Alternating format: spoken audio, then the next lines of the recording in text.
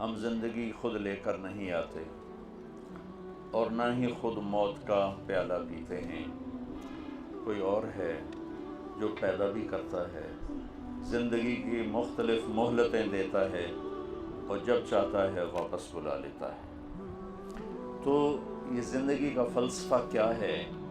اور میں نے تو کوئی اپلیکیشن نہیں دی تھی کہ مجھے پیدا کیا جائے، مرد پیدا کیا جائے، ملتان میں پیدا کیا جائے، یہ اس شکل میں پیدا کیا جائے۔ ان سب بچیوں نے، مستورات نے، ہم میں سے کسی کے پاس کوئی اپلیکیشن کی تاریخ نہیں ہے کہ ہم نے کہا ہو وہ کون ہے جس نے ان شکلوں کو بنایا، وہ کون ہے جس نے آسمان کے چھت کو اٹھایا، زمین کے فرش کو بچھایا، ہواؤں کو چلایا، وہ ہم سے کیا چاہتا ہے؟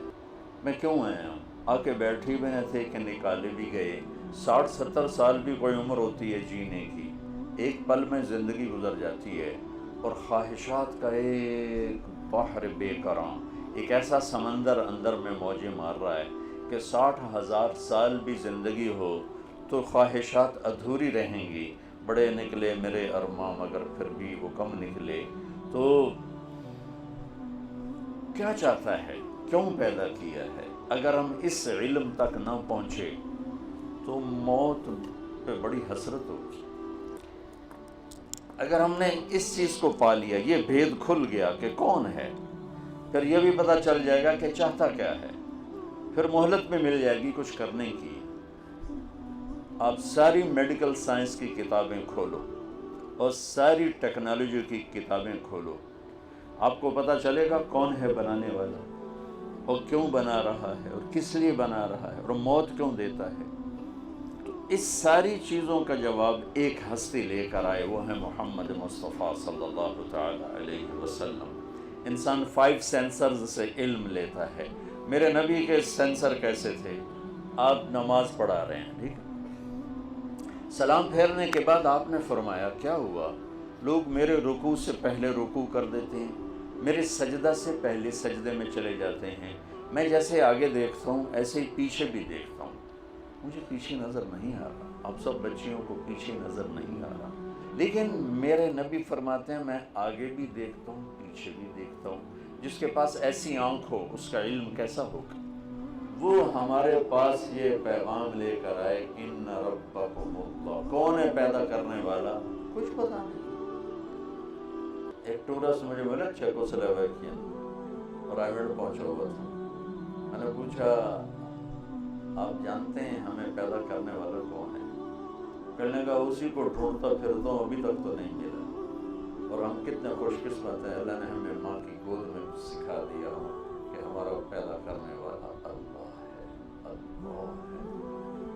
هو الذی خلقکم من تراب ثم من نطفة مخلقة وغیر مخلقة،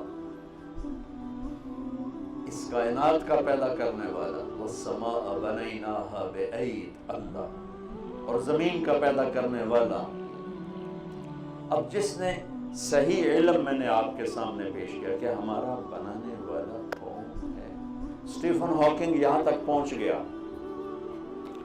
نیوٹن نے کہا تھا 4 فورسز اس کائنات کو چلاتی، تو ایک ہمارے پاکستانی سائنسدان عبدالسلام اور کچھ امریکن دو تھے، انہوں نے 79 میں یہ ڈسکور کیا کہ 4 نہیں ہیں 3 ہیں۔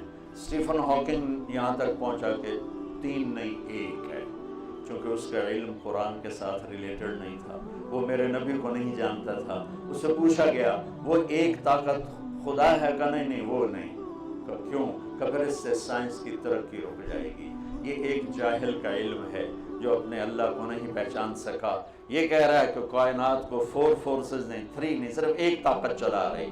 اور میرے نبی نے آج سے 14 سال، اور ہر نبی نے آتے ہی کہا، ہر قل هو اللہ احد اللہ الصمد لم یلد ولم یولد ولم یکن له کفوا احد۔ یہ بچوں صحیح علم ہے کہ ہمارا پیدا کرنے والا اللہ۔ موت کون دیتا ہے؟ اللہ۔ میڈیکل سائنس میں 200 جواب ہیں موت کسے کہتے ہیں، اور سارے غلط ہیں، اور میرے نبی کا ایک جواب ہے، اللہ یتوفی الانفس حین موتها واللتی لم تمت فی منامها فیمسک التی قضى علیها الموت ویرسل الاخرى.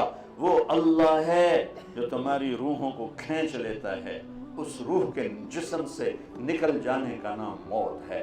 ایسا محکم جواب کہ جس کو چیلنج نہیں کیا جا سکتا.